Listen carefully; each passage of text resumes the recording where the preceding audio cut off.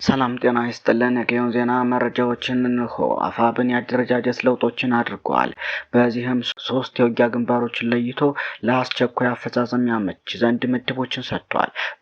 በዚህም ለምስራቅ ግንባር ግብረ ኃይል አስተባባሪዎች አርበኛ ምሬ ወዳጆ የግብረ ኃይሉ አዛዥ፣ አርበኛ ሳሙኤል ባለድል የግብረ ኃይሉ ምክትል አዛዥ፣ ኮሎኔል አባይ ባዮ የግብረ ኃይሉ ዘመቻ እንዲሁም ለምዕራብ ግንባር ግብረ ኃይል ደግሞ አርበኛ ዝናቡ ልንገረው የግብረ ኃይሉ አዛዥ፣ ጀነራል ተዘራ ንጉሴ የግብረ ኃይሉ ምክትል አዛዥ፣ ኮሎኔል ፈንታው ማኩዬ የግብረ ኃይሉ ዘመቻ እንዲሁም ለደቡብ ግንባር ግብረ ኃይል አስተባባሪዎች ደግሞ አርበኛ ባዩ አለባቸው የግብረ ኃይሉ አዛዥ፣ ሻለቃ ያረጋል አሰፋ የግብረ ኃይሉ ምክትል አዛዥ፣ ኮሎኔል ምላሹ አስገዶም የግብረ ኃይሉ ዘመቻ በማድረግ አርበኛ ሀብቴ ወልዴ አፋብን ምክትል ሊቀመንበር ለወታደራዊ ጉዳዮች ኃላፊ ምደባ ሰጥቷል። ሌላኛው የስያሜ ማስተካከያም ተደርጓል። በዚህም የአፋብን ወታደራዊ አደረጃጀት መምሪያ ደንብ የድርጅቱን ሰራዊት መዋቅር ለማስተካከል ከአህዶች መለኪያ ጀምሮ የእዝ የኮር እና የክፍለ ጦር ስያሜዎችን በድርጅታዊ መመዘኛ ለማደራጀት ወታደራዊ አደረጃጀት መምሪያ ደንብ ተዘጋጅቶ በስራ ላይ እንዲውል እየሰራ እንገኛለን።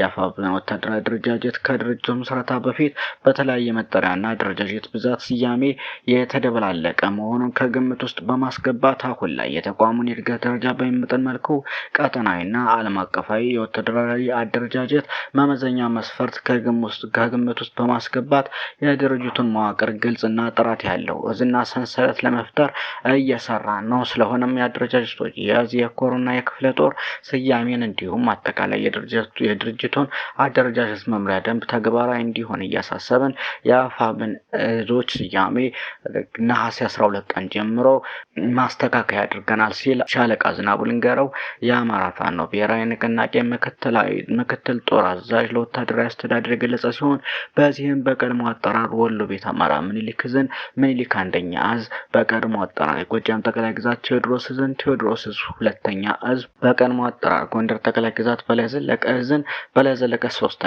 እዝ፣ በቀድሞ አጠራር የወለጋ ቢዛሞዝ ዕዝን አሸ ሰይድ አራተኛ እዝ፣ በቀድሞ አጠራር የሸዋ ጠቅላይ ግዛት አሳምነው ዕዝን አሳምነው አምስተኛ እዝ በመባል የተሰየሙ ሲሆን የእዞች ስያሜም ሆነ የሚዲያ አጠራርም ማስተካከል እንዲደረግበት በድጋሚ በጥብቅ እናስተላልፋለን ሲል ገልጸዋል።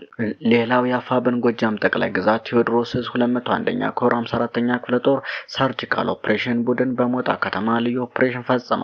በዛሬው ዕለት ነሐሴ 15 ቀን 2018 ዓ.ም በጠዋቱ የእዙ ሰርጂካል ኦፕሬሽን ቡድን አባላት በሞጣ ከተማ አየር ማረፊያ ስላሴ አካባቢ ዋርድያ በተቀመጡ በሚሊሻ አባላት ላይ በወሰዱት የተቀናጀ የሰርጂካል እርምጃ በጠላት ኃይል ላይ ጉዳት በማድረስ ተልዕኳቸውን በድል አጠናቀዋል። በዚህም መብረቃዊ እርምጃ 3 የሚሊሻ አባላት የተደመሰሱ ሲሆን በላይነህ ሙናቻ፣ ገብሬ ስንሻው፣ አንድ በስም ያልታወቁ መሆናቸውም ታውቋል።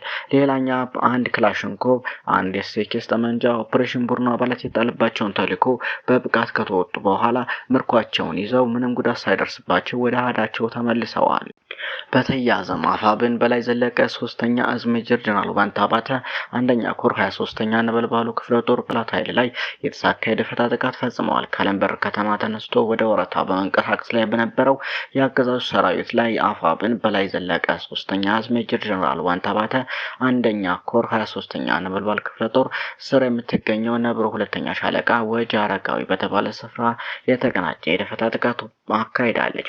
በታቀደውና በተሳካ ሁኔታ በተፈጸመው በዚህ ድንገተኛ ጥቃት በጠላት ኃይል ላይ ከፍተኛ ድንጋጤና ምት ማሳረፍ ችላለች። በዚህም የደፈጣ ጥቃት 4 ወዲያውኑ ሲደመሰሱ 7 አባላቱ ደግሞ ከባድና ቀላል ቁስለኛ ሆነዋል። ድንገተኛው አደጋ መቋቋም ያቃተው የጠላት ኃይል የተጣለበትን የደፈጣ ምት ምሽሽት ሙሉ በሙሉ እግሬ አውጭኝ በማለት ወደ መጣበት አካባቢ ለመመለስ ተገደዋል ሲል የክፍለ ጦሩ ህዝብ ግንኙነት ገልጿል። ሌላው ወደ ዋብር ከሞጣ ድጎና ከደብረ ማርቆስ ስናን አቅጣጫ የሚወስደው መንገድ ለማንኛውም ተሽከርካሪ ከእገዳ ነጻ መሆኑን አፋብን አስታወቀ።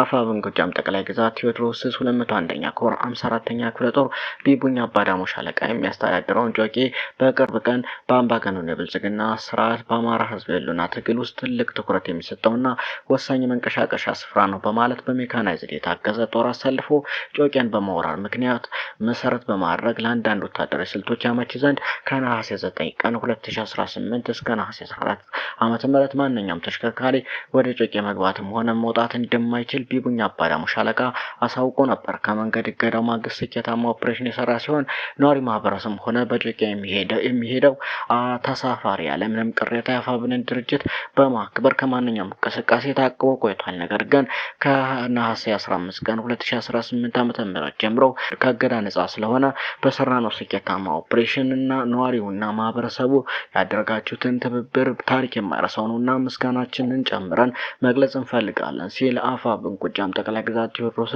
201ኛ ኮር 54ኛ ክፍለ ጦር የቢቡኝ ወረዳ ጊዜያዊ መንግስት ሚዲያና ግንኙነት መምሪያ ገልጸዋል። በተያያዘም ነሐሴ 14 2018 ዓ.ም በመቀሌ ዳውሮ ልዩ ስሙ ሰረዋት በሚባል አካባቢ ከጠዋቱ 5:05 የተፈጸመው የድሮን ጥቃት በዋናነት ህወሓት ባስቀመጠው ቻይና ሰራሽ ጸረ ድሮንና ከባድ መሳሪያዎች ላይ ኢላማ ያደረገ መሆኑን ምንጮች ገልጸዋል። ከጥቃቱ በኋላ ከባድ ፍንዳታዎችን በተደጋጋሚ ተሰምተዋል።